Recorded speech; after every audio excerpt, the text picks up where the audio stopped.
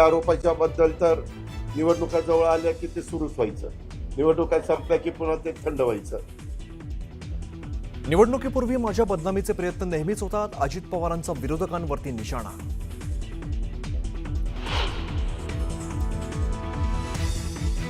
कुटुंब आणि राजकारण दोन वेगवेगळ्या गोष्टी. सुप्रिया सुळेंचं मत वैयक्तिक असू शकतं. पार्थ प्रकरणाची चौकशी करून वास्तव जनतेसमोर ठेवावं, शरद पवारांची मागणी.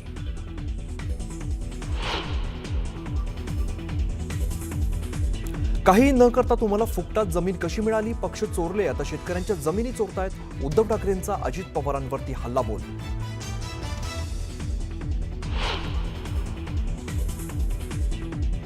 जमीन गैरव्यवहार प्रकरणी पार्थवरती गुन्हा का नाही हे मुख्यमंत्री सांगू शकतील. शरद पवारांचं विधान. तर कंपनीकडून ज्यांनी व्यवहार केला त्याच्यावरती गुन्हा, मुख्यमंत्र्यांचं उत्तर. कोकणात नगरपंचायतीच्या निवडणुकीत ठाकरे आणि शिंदेची शिवसेना एकत्र येणार असल्याची चर्चा. असं झाल्यास कोकणात 2 जिल्ह्यात शिंदेच्या शिवसेनेशी संबंध तोडू, राणेंचा एकनाथ शिंदेंना इशारा.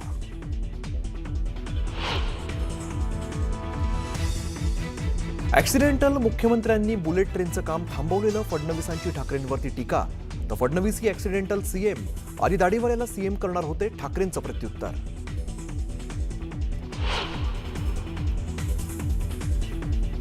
माझ्या वक्तव्याचा विपर्यास केला, मंत्री विखे पाटलांचं स्पष्टीकरण. कर्जबाजारी व्हायचं, पुन्हा कर्जमाफीची मागणी करायची, विखेंनी केलेलं वक्तव्य.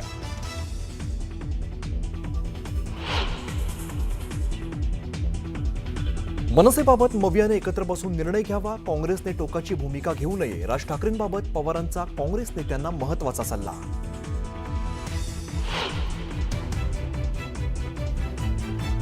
रुपाली ठोंबरे आणि माधवी खंडाळकरने घेतली अजित पवारांची भेट. चाकणकरांवरील वक्तव्याचा खुलासा दादांनी मागितला. रुपाली ठोंबरेंची माहिती.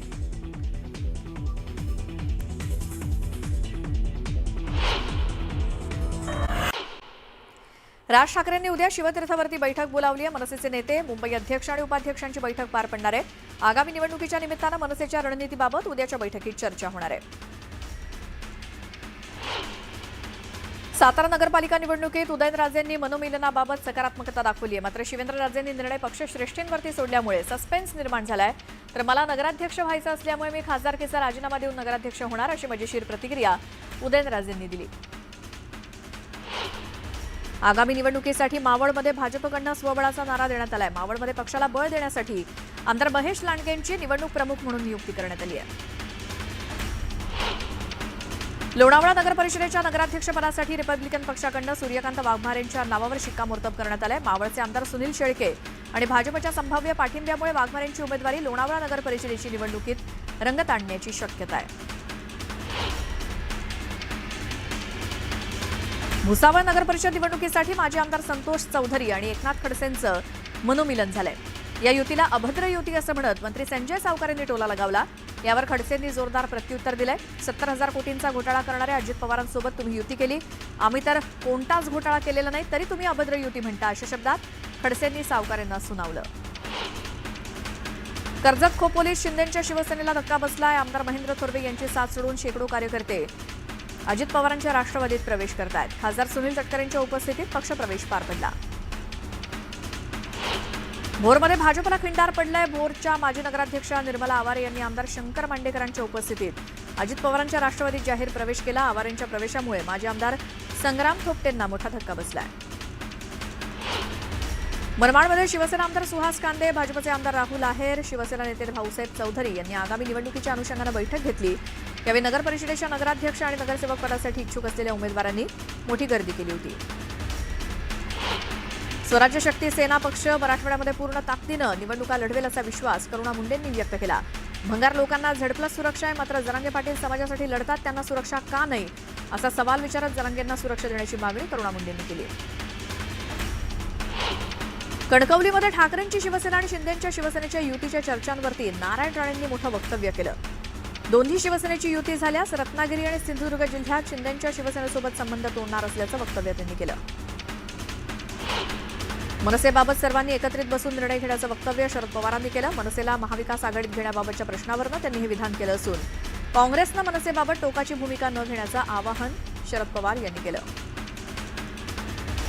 आगामी निवडणुका व्हीव्हीपॅटचा वापर करून घेण्याची मागणी शरद पवारांनी केली आहे. व्हीव्हीपॅटनं मतदान झाल्यास शंका राहणार नाही असं पवारांचं म्हणणं आहे. आगामी निवडणुकीत बोगस मतदारांना मतदान करून देणार नसल्याचं वक्तव्य विजय वडेट्टीवारांनी केलंय, तर दुबार मतदारांना मतदानापासून रोखणार असल्याचं ते म्हणाले. आगामी नगरपरिषद निवडणुकीत भाजपला पराभवाची धूळ चारण्यासाठी आम्ही मैदानात उतरणार असल्याची घोषणा शिवसेनेच्या संजय देशमुखांनी केली. वाशिममध्ये महाविकास आघाडीसोबत अधिकृत युती करणार असल्याचं त्यांनी स्पष्ट केलं. अमरावती जिल्ह्यात भाजपनं नगरपरिषद आणि नगरपालिका निवडणुकीचं रणशिंग फुंकलंय.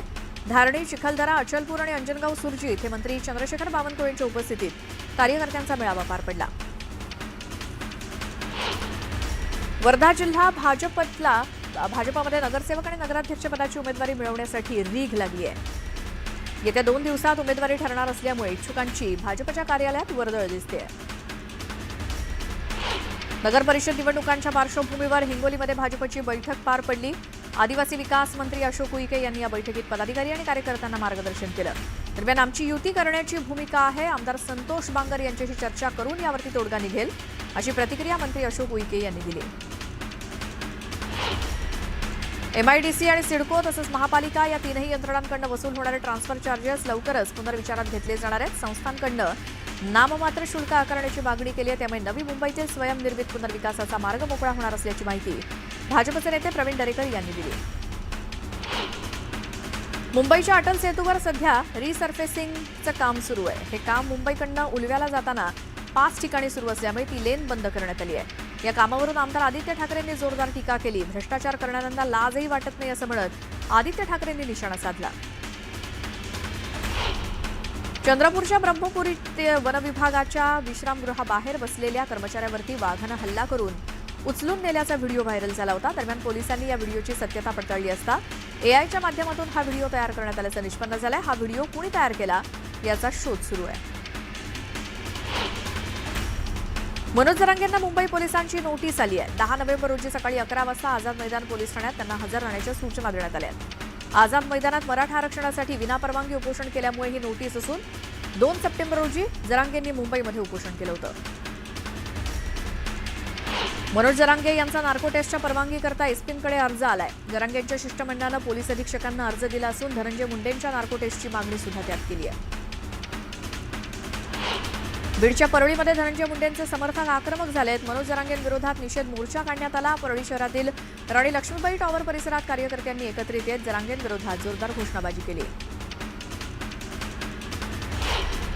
संसदेचं हिवाळी अधिवेशन 1 डिसेंबरपासून सुरू होणार आहे. 1 डिसेंबर ते 19 डिसेंबर दरम्यान अधिवेशन चालणार आहे, अशी माहिती संसदीय कार्यमंत्री किरेन रिजिजू यांनी दिली. या अधिवेशनात काही महत्त्वाची विधेयकं मांडली जाण्याची शक्यता आहे. पंतप्रधान नरेंद्र मोदी 11 आणि 12 नोव्हेंबरला भूतानचा दौरा करणार आहेत. या दौऱ्यादरम्यान पंतप्रधान मोदी भूतानचे राजे जिग्मे खेसर नामगेल वांगचुक यांची भेट घेणार आहेत.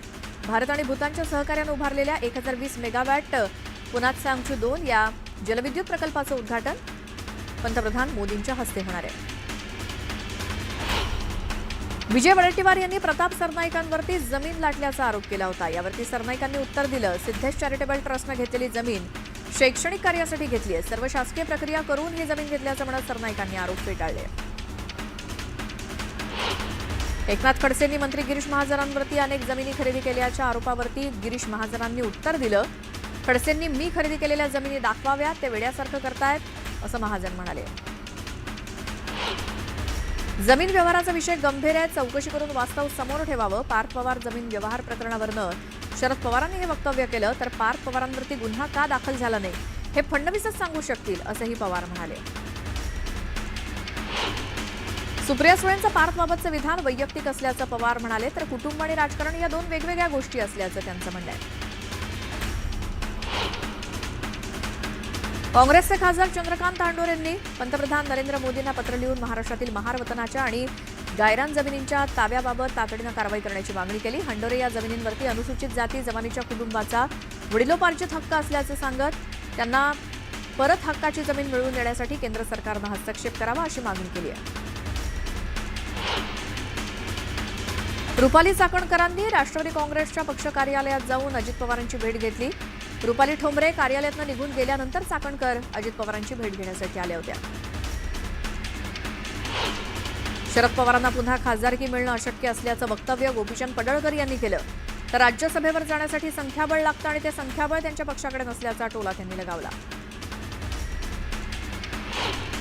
शेतकऱ्यांना हेक्टरी 50,000 रुपये मदत द्या, कर्जमाफी करा आणि पीक विम्याचे देखील पैसे द्या अशी मागणी उद्धव ठाकरेंनी केली.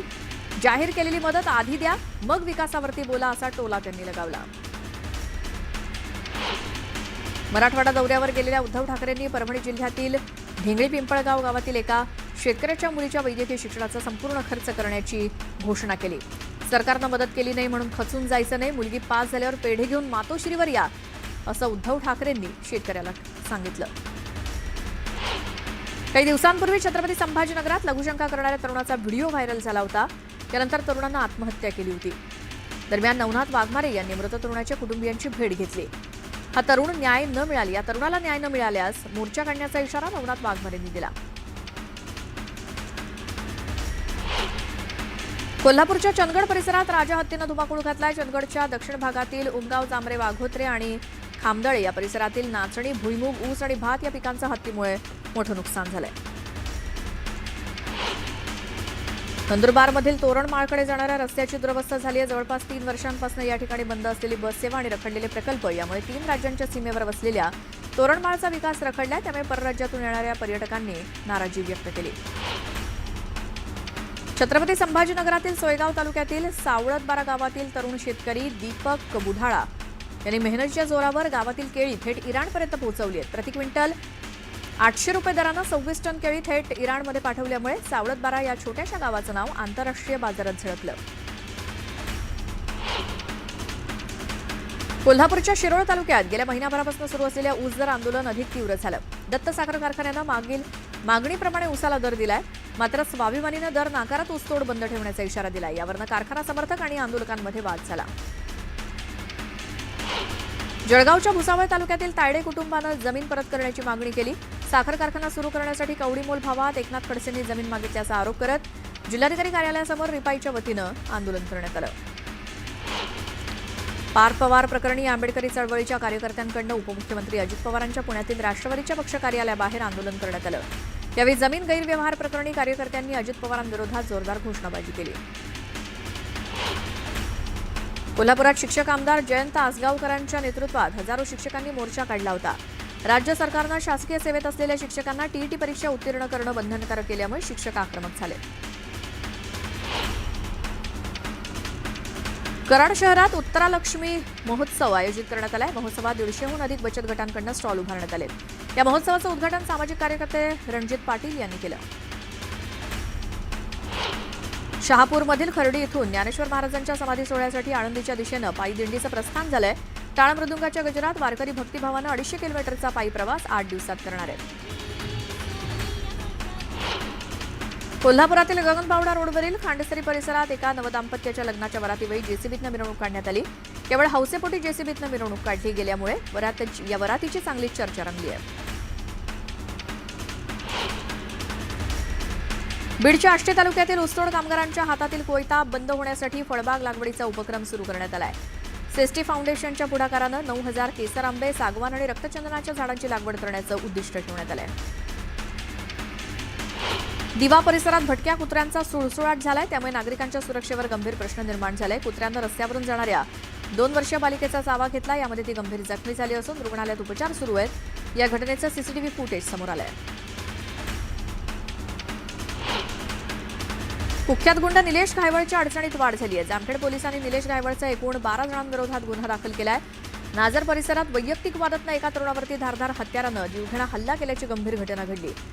या हल्ल्यानंतर आरोपी घटनास्थळावरनं पसार झालेत. पोलिसांनी अटक केलेल्या आरोपींच्या जबाबावरनं निलेश घायवळ याचा देखील या कटात सहभाग असल्याचं निष्पन्न झालंय. नांदेड जिल्ह्यातील मुखेड इथे 6 वर्षीय अल्पवयीन मुलीवर 20 वर्षीय युवकानं अत्याचार केला. शाळेतनं घरी जात असताना जबरदस्तीनं मुलीला उचलून घेऊन तिच्यावरती अत्याचार करण्यात आला. या घटनेनंतर मुखेड पोलीस ठाण्याबाहेर नागरिकांनी मूक मोर्चा काढत आरोपीला फाशीची शिक्षा देण्याची मागणी केली.